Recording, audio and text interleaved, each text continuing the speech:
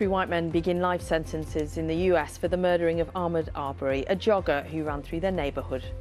Three white men are beginning life sentences in the US state of Georgia for the murdering of a black jogger who ran through their neighbourhood.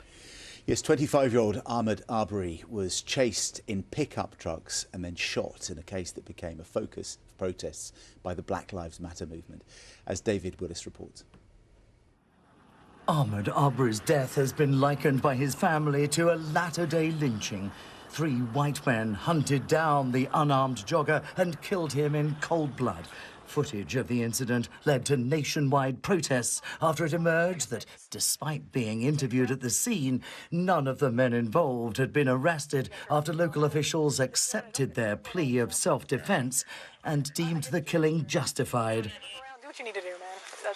I can only imagine. Y'all don't put him in cuffs, are you? No.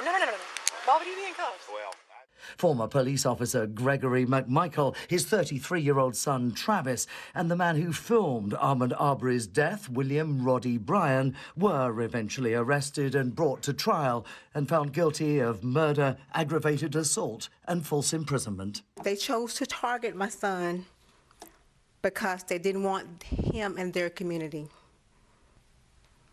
These men deserve the maximum sentence for their crimes.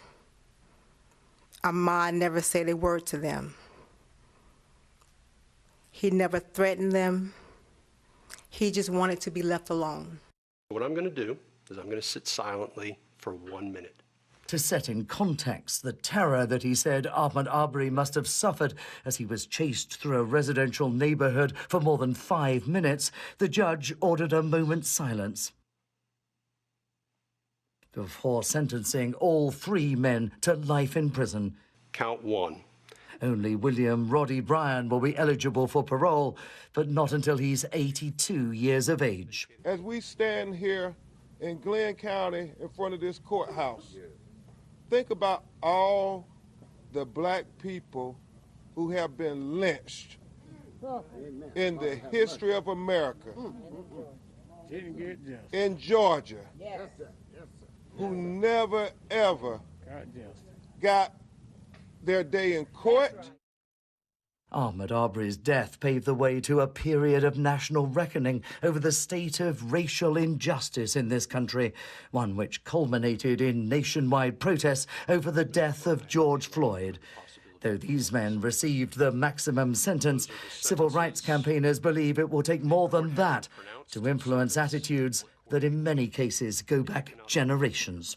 David Willis, BBC News, Los Angeles.